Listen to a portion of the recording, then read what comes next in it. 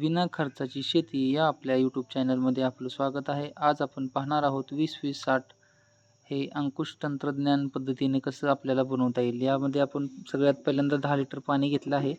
त्यामध्ये 2 kilo urea साधारणतः यामध्ये विघळवला आहे. आता त्यामध्ये आपण साधारणतः 3 किलो फॉस्फरिक ॲसिड मिक्स करणार आहोत. तर यामध्ये मी आधी 2 किलो केलेलं आहे. आता त्याच्यामध्ये परत 1 किलो मी करत आहे. आपण बघत राहा. आणि याला मिक्स केल्यानंतर आपल्याला गोल काठीच्या सहाय्याने ढवळून घ्यायचं आहे. तर यामध्ये आता 3 किलो फॉस्फरिक ॲसिड मिक्स केलेलं आहे. तर याच्यामध्ये आपण परत 3 किलो पोटॅशियम हायड्रॉक्साईड मिक्स करणार आहोत. तर त्याकरता ही आपली दुसरी बादली आहे. यामध्ये आपण साधारणतः 5 लिटर पाणी घेतलेलं आहे. तर त्यामध्ये फॉस्फरिक ॲसिड 3 किलो ओतून ते परत आपण मिक्स करणार आहोत. आता मी थोडं मिक्स करून आपल्याला परत दाखवतो. हे 3 किलो पोटॅशियम हायड्रॉक्साईड आहे, यात आपण पाण्यामध्ये मिक्स करणार आहोत. हे बघू शकता आपण हळूवार पद्धतीने मी यात पोटॅशियम ओतत आहे.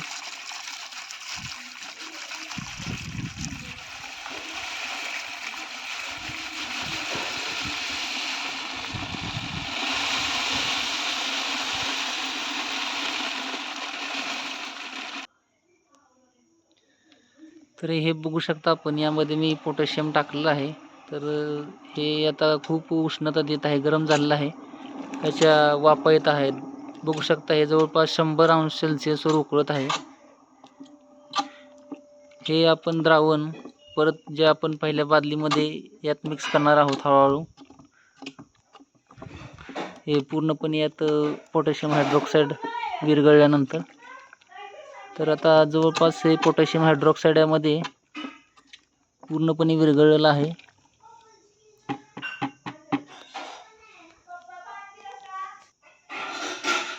तर हे पोटॅशियम हायड्रॉक्साईडचं द्रावण आपण ह्या बादलीमध्ये आता हळूवार पद्धतीने मिक्स करणार आहोत. हे बघू शकता तुम्ही मागं सर.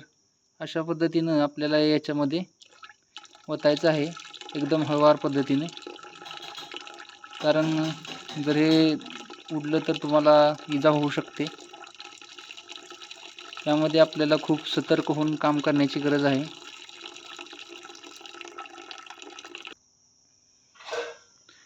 तर आपण बघू शकता की हे पोटॅशियम हायड्रॉक्साईड यामध्ये आता आपण पूर्णपणे मिक्स केलेलं आहे.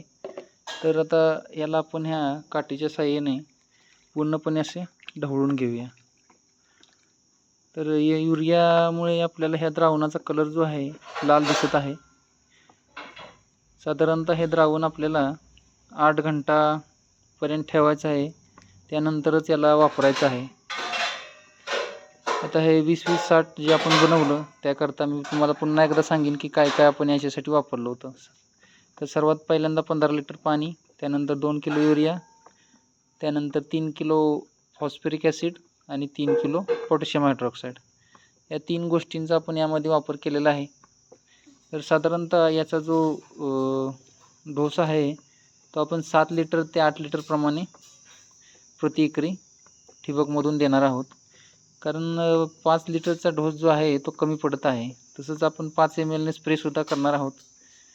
मी आपल्याला जे ऊस तंत्रज्ञान जे अंकुश सरांचे जे तंत्रज्ञान आहे त्या माध्यमातून जे ऊस आपण आणलेला आहे त्याचा व्हिडिओ आपल्याला दाखवीन.